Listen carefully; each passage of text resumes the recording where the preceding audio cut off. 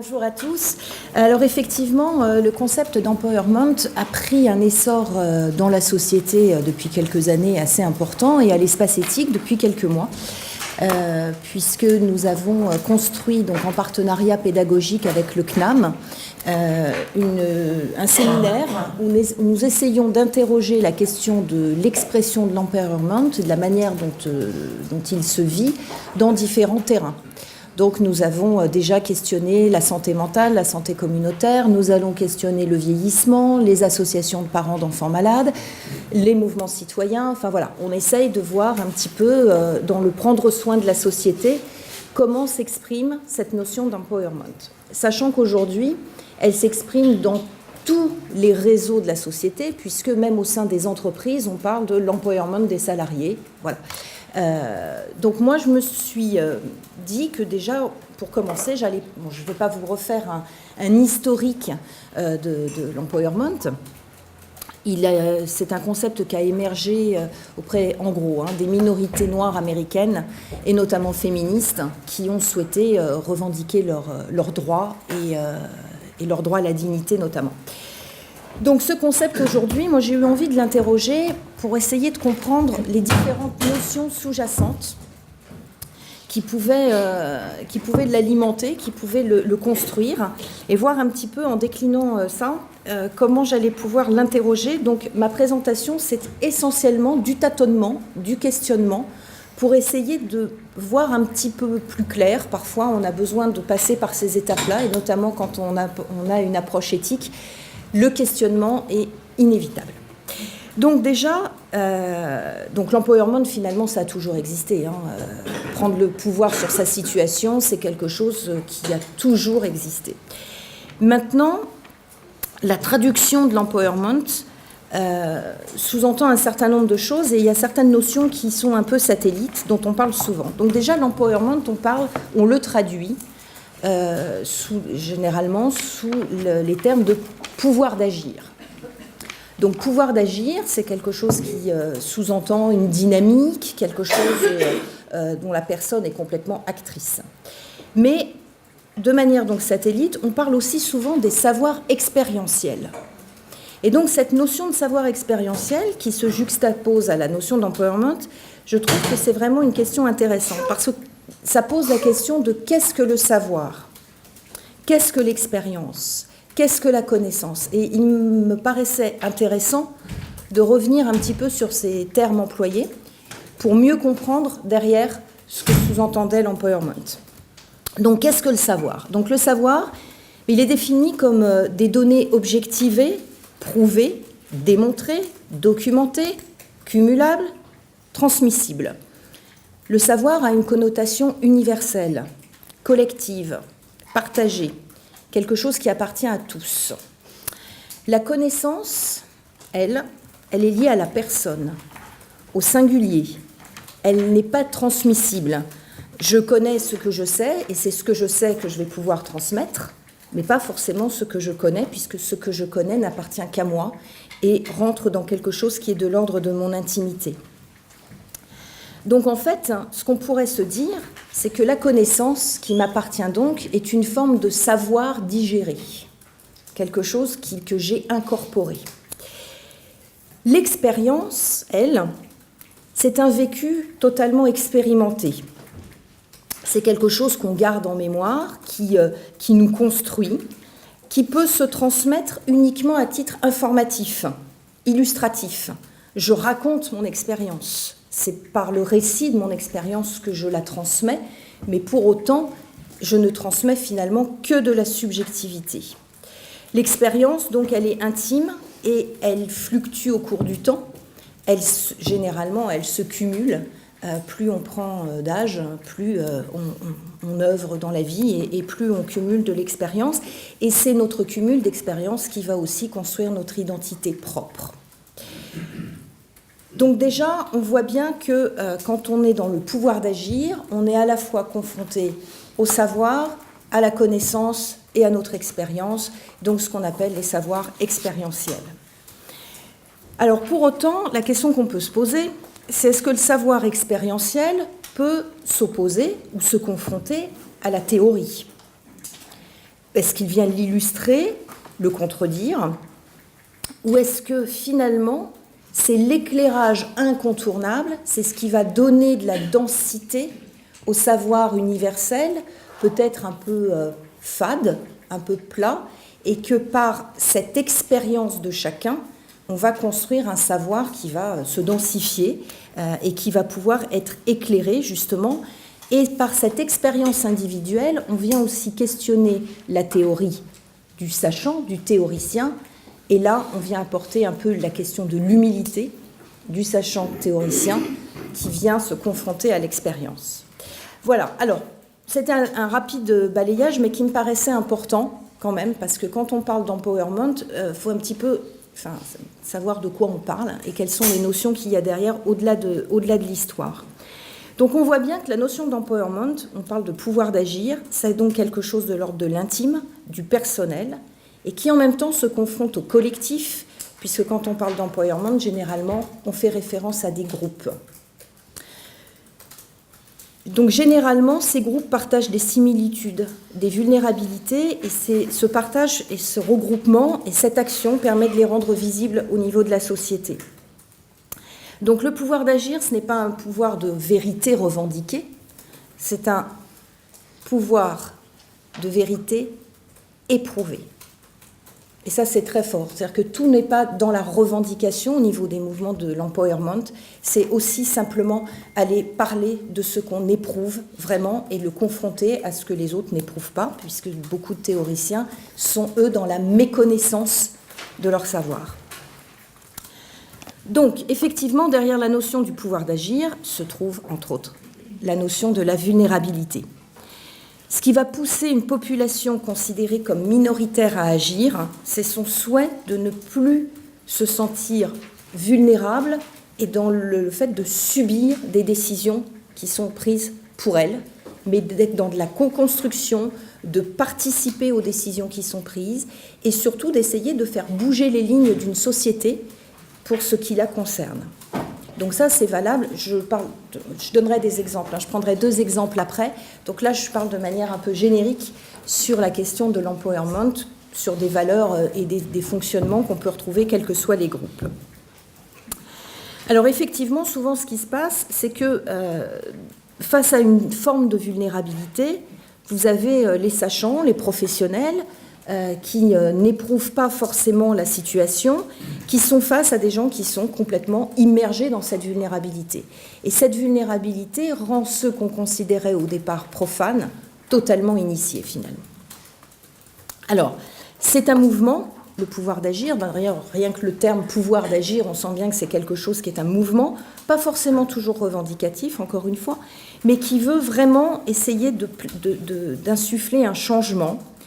Et la co-construction, la volonté d'être ensemble, de travailler ensemble, et vraiment pour une amélioration qui va concerner cette minorité. Emmanuel Hirsch parlait tout à l'heure des années SIDA, et effectivement, la santé communautaire des malades du sida est encore aujourd'hui un petit peu le modèle, en tout cas a vraiment construit ce mouvement qui n'était pas forcément un mouvement de revendication, mais de reconnaissance, d'identification des problématiques et surtout considérer que l'expérience de malade à cette époque-là, où la recherche commençait à peine, où tout le monde, on était dans le balbutiement le plus total, mais où finalement ceux qui étaient le plus à même de faire avancer les choses étaient les personnes directement concernées. Donc c'est vrai que ça reste encore aujourd'hui un modèle important. Donc cette vulnérabilité que rencontrent les minorités qui veulent agir, c'est souvent, finalement, au moment où elles rentrent dans le pouvoir d'agir, leur identité. C'est-à-dire que les gens qui font partie d'un mouvement du pouvoir d'agir sont identifiés par la vulnérabilité qu'ils vivent. Donc effectivement, vous allez avoir le pouvoir d'agir des personnes malades, des mouvements de différentes pathologies. Vous allez avoir le pouvoir d'agir de communautés considérées comme minoritaires et notamment la communauté LGBT. Vous allez avoir comme ça donc une vulnérabilité ou en tout cas l'idée d'une minorité qui fait que les gens ont envie que cette vulnérabilité soit à la fois leur identité, mais pas que. et pouvoir œuvrer vraiment à construire quelque chose dans la société. Alors, la question qui m'importait, c'est que tout ça, je trouve que c'est passionnant, c'est très fort dans la société aujourd'hui, mais finalement, qu'est-ce qui fait qu'on a envie d'agir? Est-ce qu'on est obligé d'agir? Est-ce que d'autres peuvent agir pour nous alors qu'on considère que ce mouvement part de l'expérience propre de chacun? Donc effectivement, est-ce qu'on est dans quelque chose qui se veut, au-delà du revendicatif, un peu révolutionnaire, ou est-ce qu'on a juste envie de subir la situation, de la vivre comme on a envie de la vivre, sans forcément d'ailleurs la subir, et pas forcément être dans le collectif? Donc la question que je me pose, moi, aujourd'hui, alors que je baigne un petit peu dans cette notion avec tout ce que nous faisons avec le CNAM et toutes les rencontres que je fais, et aussi au niveau du réseau santé mentale, la question que je me pose aujourd'hui, c'est ce mouvement de société où on met de l'empowerment à toutes les sauces, dans tous les discours, et devient presque une obligation.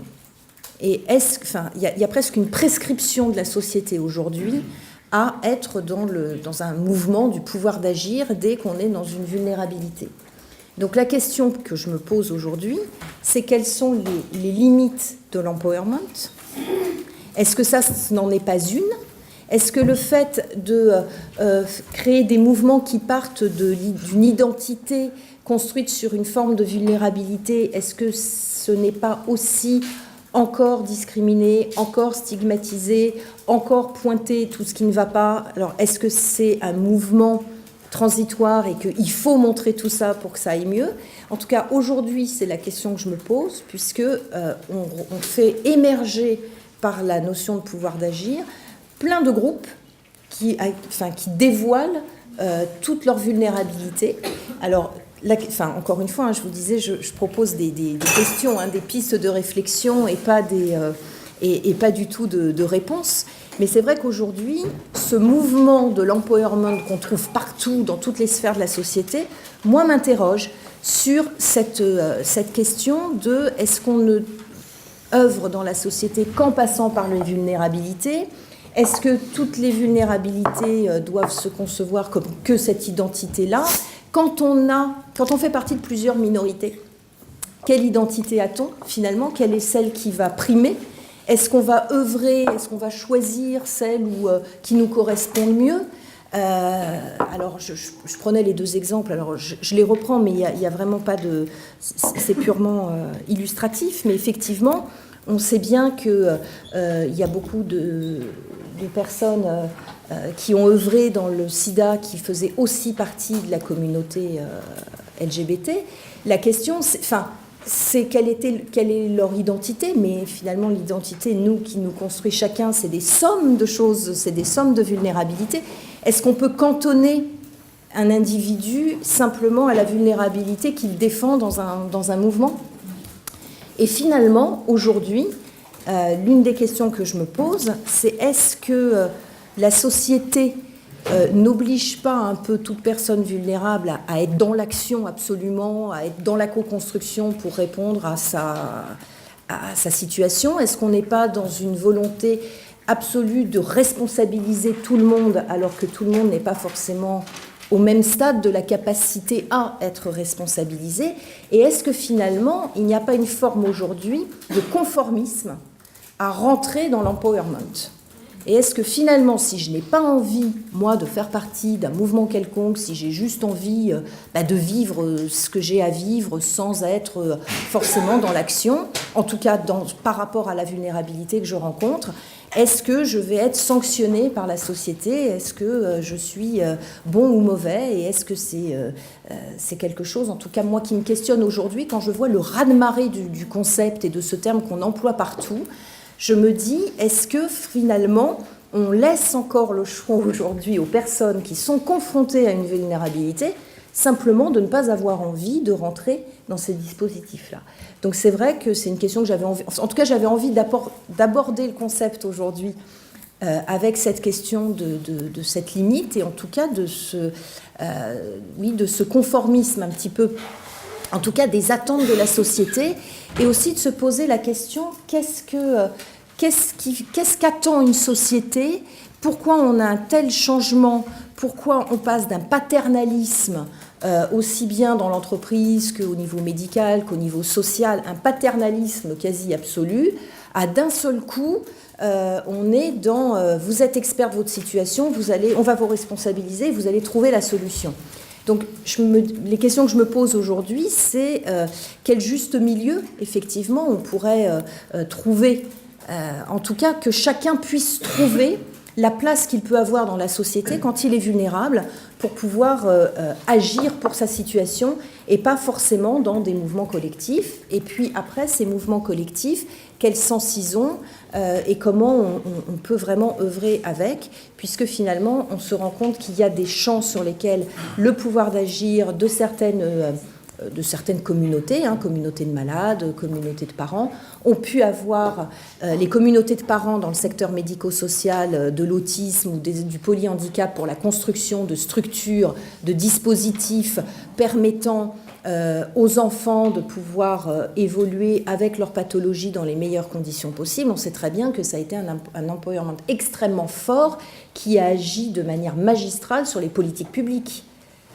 Donc on voit très bien qu'il y a des émergences comme ça qui ont été fondamentales pour notre société. Maintenant, est-ce que tous les parents d'enfants autistes ont eu envie de rentrer dans ces mouvements-là ? Pas sûr. Et est-ce qu'on doit maintenant un peu les culpabiliser parce qu'ils ne sont pas rentrés dedans ? Enfin, voilà, c'est un peu les questions que je me pose aujourd'hui autour de ce concept, en me disant, voilà, il y a des notions clés qu'on brasse beaucoup en philosophie, en éthique, les questions de responsabilité, les questions de culpabilité, les questions de justice, les questions d'équité, et les questions d'identité et d'individualité dans un collectif, le collectif de la minorité, mais le collectif de la société. Voilà, donc j'avais envie de vous livrer un petit peu ça, et j'avais envie d'aborder les choses avec donc deux exemples. L'exemple très fort, effectivement, de tout ce qui est la santé communautaire, et notamment la santé communautaire dans le champ de la santé mentale, avec le concept de père aidance, qui est extrêmement fort et qui s'est démultiplié avec l'éducation thérapeutique, enfin voilà, on voit bien comment ça dans le milieu du soin et du prendre soin. Mais effectivement, cette notion de père aidance, qui est plus, alors là pour le coup, le partage du savoir expérientiel entre pairs en petits groupes, plutôt que vraiment un gros mouvement. Donc ça, c'est quelque chose qui a été extrêmement fort et qui l'est encore, puisque c'est quand même des mouvements qui ont beaucoup impacté au niveau de l'antipsychiatrie, qui ont beaucoup œuvré sur le fait de permettre aux personnes subissant un handicap psychique ou une maladie psychiatrique de pouvoir être encore incluses au maximum dans la société, pouvoir vivre le mieux possible et dans les meilleures conditions comme tout à chacun. Donc ce concept-là est très très fort et a vraiment du sens, et on voit bien que dans la société, là pour le coup, ces personnes qui sont pères et celles qui sont aidées ne sont pas du tout dans quelque chose de la victimisation, de la culpabilisation, mais plutôt dans on œuvre ensemble pour garder notre place, et finalement ça se voit peu, mais c'est extrêmement efficace.